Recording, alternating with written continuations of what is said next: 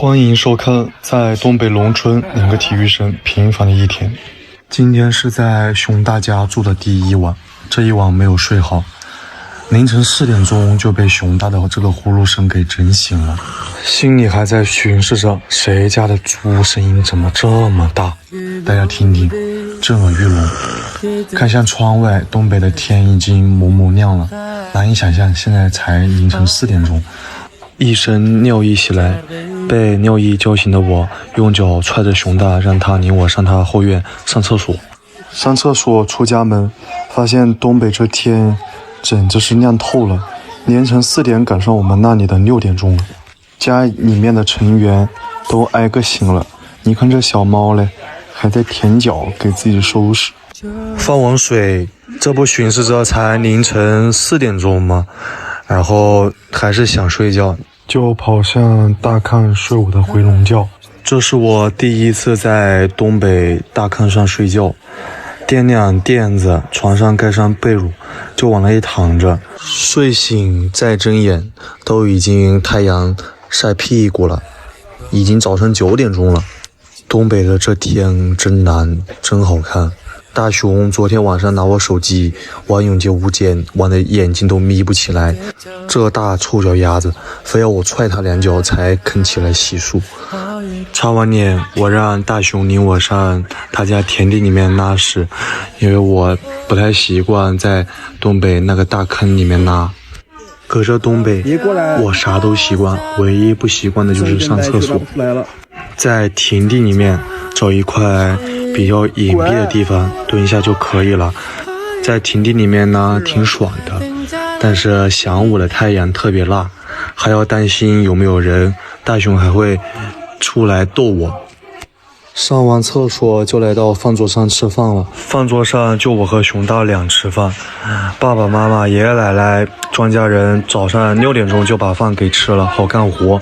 叔叔阿姨给我准备了大鹅蛋，这是熊大家自己家鹅下的蛋，这是我第一次吃自己家的鹅蛋，好大一个，还挺好吃的，但是没有咸味。东北农村待的一大感受就是这里生活很慢，人和人的关系很亲切，很淳朴，人说话很直接，感觉周围的一切事物都慢了下来。今天天气特别好，巡视着把这几天玩的衣服鞋给洗一遍，在外面晾烫晾烫。刷鞋的时候就感觉在这里做了很多小事情，就像宫崎骏漫画里面一样，那么的治愈，感觉此时此刻的自己很幸福。洗完衣服和鞋后，小熊给我在他家的开心农场里面摘了很多西红柿，他们这边管这叫洋柿子。东北的每户人家似乎都是一样的，都有自己的一亩水稻地，还有自己的玉米地，每户家里面后院都有属于自己的一片果园。我最喜欢的就是小熊家可以在屋门口搭的那个躺着的摇摇椅。小熊家在东北的黑龙江，黑龙江省是中国的最上端，这边夏天天气20-30度，相比夏天燥热的南方，这里是相当的舒服。如果你在东北有自己的一个躺椅，放在大树下，放在池塘前，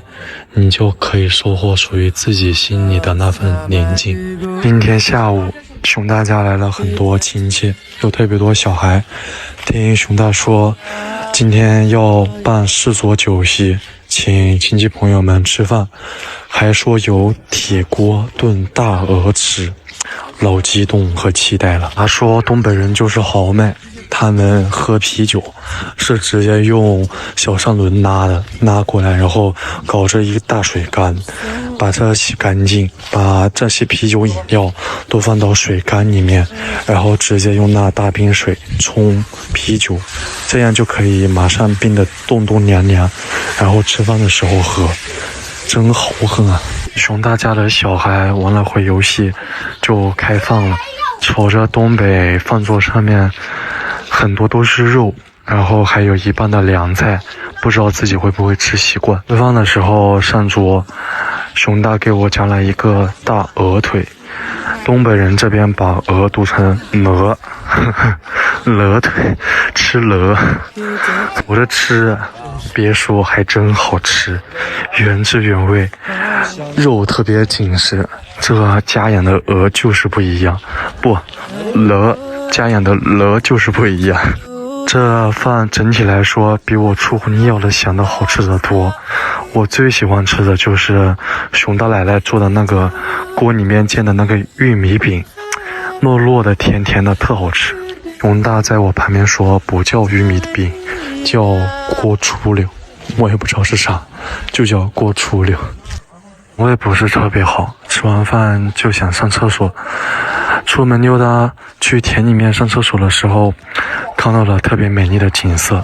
是我这2天来在熊大家最喜欢的景色。东北黑土地上面长满了水稻，徐徐滚动的风车就着夕阳